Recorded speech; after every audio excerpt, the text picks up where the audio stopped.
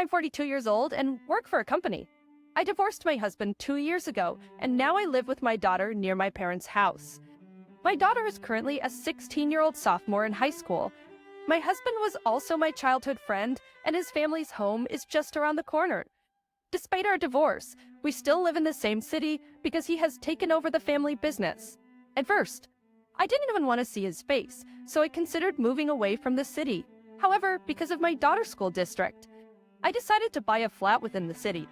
The reason for the divorce was my husband's immorality. Since the beginning of our marriage, we were both employed. We cooperated and shared household chores. Daughter has been in daycare since she was 3 months old. Husband took over his family's ironworks business, but the company was struggling, and he wasn't receiving a decent salary. We tried to negotiate with my in-laws several times, but their stand was always, "We can't give more because the company's performance is bad." Even so, we as a family had to make ends meet, so we considered the possibility of husband changing jobs. Half a year before the divorce, when my daughter started middle school, I was entrusted with a new project at work.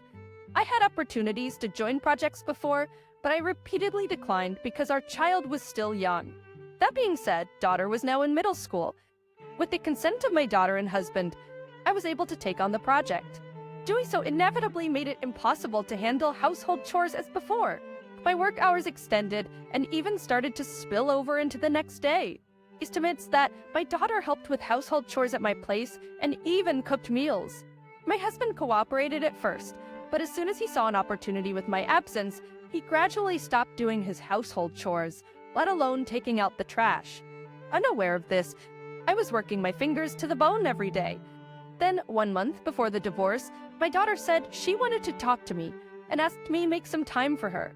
Immediately that night, I made it home at my usual time. And yet, it's the time my husband usually comes home, but he's not here. When I asked my daughter, "Is Dad late today?" she replies, "It's always like this. He always comes home just before you do." I was stunned. I've been told by my husband that he's having dinner with our daughter every day. Since I always get home after 10 p.m., I've been relying on my husband for our daughter. Then my daughter begins to spill the beans. She tells me that my husband comes home drunk after 9 p.m. every night, that she's been the one preparing dinner, and that he's always carrying his smartphone, constantly making calls and sending emails. I was shocked as this was all news to me. What I couldn't forgive was causing such anxiety to our daughter during her sensitive years in middle school. I apologized to my daughter for not noticing this sooner, and I told her to leave it all to me from now on. Now, how do I bring this up with my husband? Plus, I need to gather evidence. Just like solving work troubles, one issue after another comes to mind. My daughter is eager to gather evidence, telling me, Mom, get a divorce quickly. It would be better without such a dad." My husband, who made our daughter feel this way, is now my enemy. I promptly installed a tablet with GPS enabled in my husband's car. I will continue as usual until the evidence for divorce is perfectly in place. A few days later, my husband went out saying he had to work on his day off. The GPS is working wonderfully. My husband's car heads in the opposite direction from his office and stops in front of a stylish cafe. I immediately headed to the cafe and successfully acquired the evidence photos. I also managed to capture perfect evidence photos along the expected route. That night, my husband came home in his work clothes, and I confronted him with the photos. My husband turned pale and was speechless. At that moment, I was surprisingly calm, and I talked about what happened from now on. How he's been dumping all the housework on our daughter, how he's been constantly on his phone, making calls and sending emails in front of our sensitive daughter, and what I saw during the day. My husband apologized tearfully, but I didn't have the heart to forgive him. We then put our signatures on the pre-prepared divorce papers, agreeing to discuss the matter with our respective families the next day. When I broached the subject of divorce with our daughter, she agreed, provided I promised to secure custody. From there, things moved rapidly. My in-laws initially implored us to reconsider the divorce, but fell silent once they realized their son was to blame. Once the decision was made, things moved quickly. My parents said, "Come home," but my daughter expressed her desire to live just with me and even offered to help around the house, so we began looking for a new place together. We were excited about finding somewhere stylish and close to her middle school. We then found an incredibly stylish renovated flat. Both of us agreed it was the one. I decided to buy that secondhand flat. Fortunately, I have a steady job, so we could afford it with payments similar to a monthly rent. My husband moved back to his parents' house. That's life with my daughter after that was truly enjoyable. I was delighted to see how much she had grown, becoming not just my child, but also a friend with whom I could share anything. Several months later, during one of our busy but happy days, I received a call from my parents' house. I was surprised, but decided to head over. I had blocked all forms of communication from my ex-husband, so the inability to reach me was my responsibility. It's a 5-minute drive to my parents' place, so I hurried right after receiving the call.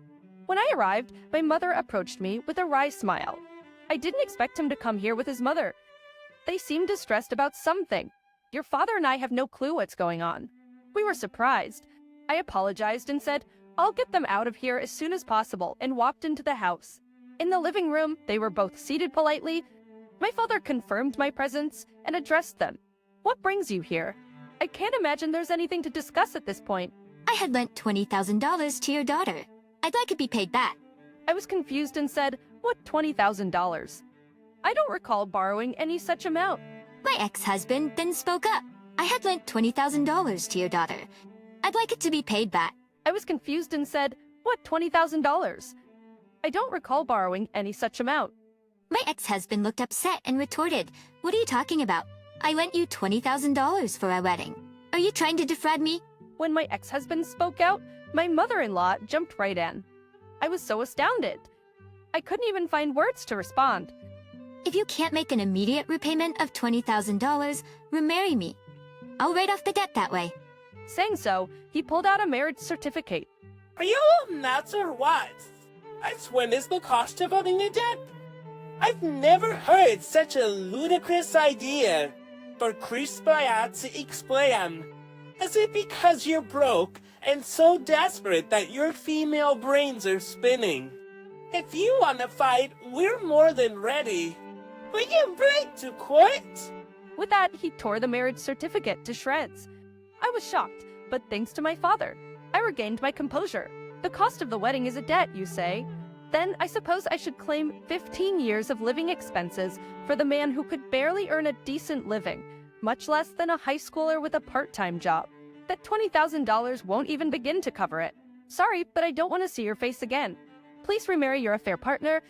Upon hearing that, my ex-husband, tears welling in his eyes, said I lost contact with that woman shortly after. It was just a fling, so it's no big deal. My mother-in-law then chimed in. I could barely contain my laughter. Ex-husband, looking quite uncomfortable, then said, I want to start over, but I really need some money. Money, of course. I knew I was more financially stable than my ex-husband, and I knew about his spending habits. I sighed deeply. I'm sorry, but I can't fulfill your request. This is not a bank or a payday loan service. If you're broke, you'll have to live frugally. Please leave. Then my mother-in-law said, then how about $10,000 or even $5,000 would do? Just lend us some money. Our business has been going downhill, and we're really struggling. Hey, honey, could you pack up some leftovers for 3 people? He asked my mother. The best we can do for you is this. We've always taught our daughter to help those in need, but that doesn't mean we expect her to become a puppet to their whims. It means offering genuine help. We believe Jane has grown into a strong, responsible adult. Please take home a meal made with pride by my lovely wife today, and from this day forward, please stay out of our family's life. And from this day forward, please stay out of our family's life. Little late. With that, he opened the front door, ushering them out. My ex-husband and mother-in-law took the packaged dinner my mother prepared and quickly left. Once they were gone, my parents and I exchanged glances. I couldn't help but laugh and say, what was that? It was so absurd. I can't believe it. It felt like we stepped into a TV drama or something. My father responded, well, it was definitely more entertaining than a lousy drama. I'm very proud of you. My mother also chimed in. You really have grown strong. I'm surprised and proud. And what a sight that was. I put all the dinner in their take-home boxes. What we're going to do now? She said with a laugh. I suggested, let's go out for dinner, all of us together. I'll pick up my daughter, and I'll treat you guys as an apology for causing trouble. Race experience. I don't want to owe anything to anyone. My parents were delighted with the idea. Of course, our dinner conversation was dominated by the day's events. Word got around later that my ex-husband's metal workshop had gone bankrupt. Having only ever worked there, he started another job but couldn't last long due to frequent absences. The place where my ex-husband's family home used to be had also turned into an empty lot. As for me, my life continues to be busy as usual. My daughter is growing up to be a well-behaved girl and hasn't hit her rebellious phase yet. I use my ex as a negative example and hope she will marry a wonderful partner when the time comes.